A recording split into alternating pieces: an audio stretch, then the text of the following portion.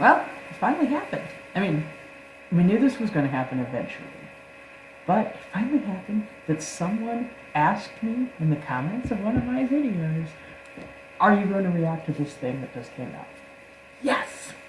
That's the first step to big time. As you can see, I'm back in my parents' house. So, I got Sam, the basket cat, right next to me.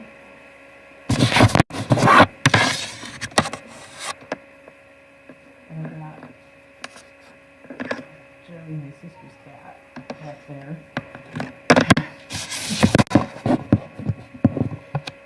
Okay, we've been waiting for this for a while. And, of course, got spoiled on some designs.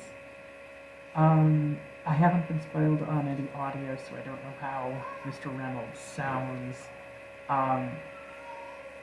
Again, I haven't even seen Deadpool, so I couldn't pick his voice out anyway. So, I don't know how anyone sounds. I don't know what the human characters look like. I've just seen people posting like this really fluffy Pikachu and Jigglypuff and this scary looking Mr. Mime, scarier looking. So okay, let's get on this. Welcome to Rhyme City, a celebration of the harmony between humans and Pokemon. All right.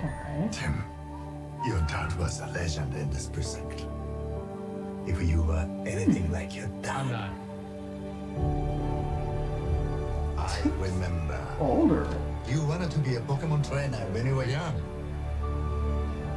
Yeah, that didn't really work out. 11 pound. Someone there? Dang. Whoever you are? Oh, it's a I know how to use stapler. this. I thought he had a taser. Jeez, here we go. I know you can't understand me, but put down the stapler or I will electrocute you. Did you just talk? Whoa. Did you just understand me? Oh my God, you can understand me. I've been so lonely. They try to talk to me all the time. All they hear is Pika Pika. You can hear him, right? Pika Pika! Yeah, Pika Pika Pika, he's adorable. You're adorable. They can't understand me, kid. Can no one else hear him? I don't need a Pokemon, period. And what about a world-class detective? Because if you want to find your pops, I'm your best bet. We're gonna do this. You and me.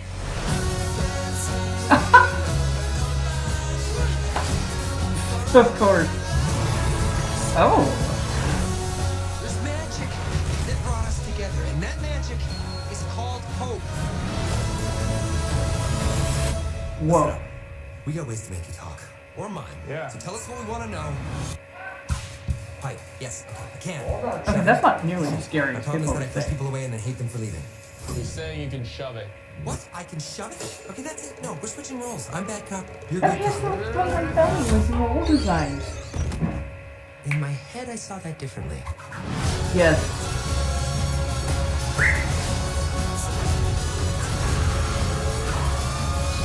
Whoa. Nice. I think they're not going with the whole, film noir sort of thing that I was expecting them to. I thought that was really cute, but that's a little too fluffy. I mean, you look at a mouse, and unless it's one of those wire-haired mice, it's not really going to look like that. So, I don't know, maybe it's just remember how I was during Generations episode 1, and I was like, I know they're going for more realistic, but that's not how a mouse sounds either. Oh, bless you, Joey. You just sneezed, I don't know if you heard that. But, yeah, it's just, that's not how mouse fur works. That's, I don't know, I imagine Jigglypuff were mammals, but that's too fluffy. I think they just kind of got, they were like, okay, well, let's make these things look more realistic. Maximum fluff. So, the Charizard looked really cool, though, even with all the extra detailing on it. I saw a sight up in there briefly.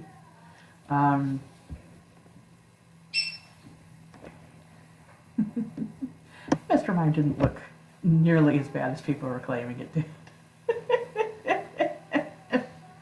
I like the whole sort of thing it had going on there. Joey, you can't go in there.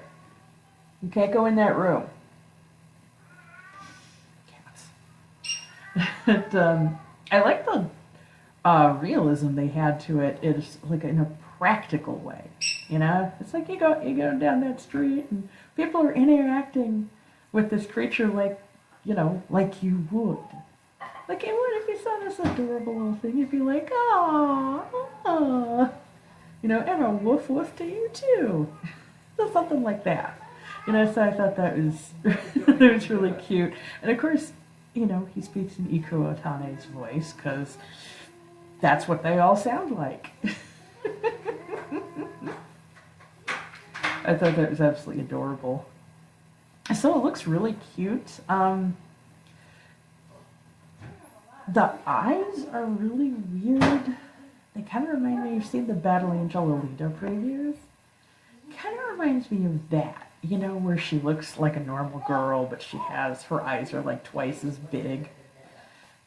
And it's not, it's not quite Uncanny Valley. Even that isn't in Battle Angel. Battle Angel Alita doesn't quite get Uncanny Valley for me. It's just more of like, wow.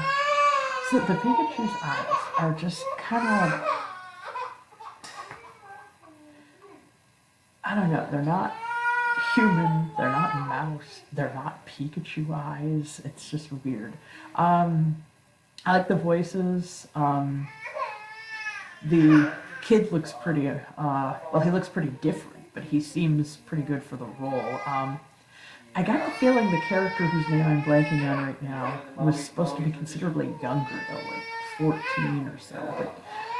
But then, I guess he kind of strikes up with that reporter girl whose name I'm also forgetting, but they showed someone who looks very much like her at the beginning of this, where she's standing next to the car. In the games, she looks like Ariel, and I think everyone's made a comment of that. Now, one thing I noticed... Hi, Ivan. Hello. I'm still talking here, so... Yeah, you're good. One thing I noticed was missing from the preview, though. Something that was hyped up in the actual game is there is no Mewtwo. It had a very small role in the game, and I know that was kind of disappointing to a lot of people. But... yeah, there's nothing of it here. Unless maybe it's the reason the whole mountain is coming up on them. It's like an illusion or something. I saw Ken Watanabe was there. They just said his is an original character. I wonder if it means we're going to have the same villain as we did in the games. That kind of Edgar Figueroa looking guy.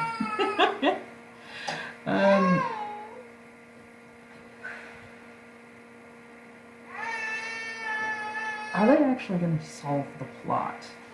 Because the game cut off before it could actually solve that big central mystery. And... heavens. So, it's like the whole thing was set up, what happened to Tim, that's it. Tim is his name. What happened to Tim's dad? And we never find out. We get really close, and I think everybody knows what happened to Tim's dad, or at least at least a little bit of it. Like, we don't physically know where he is, but we know where he is, and if you've seen the game, if you played the game, you know what I'm talking about.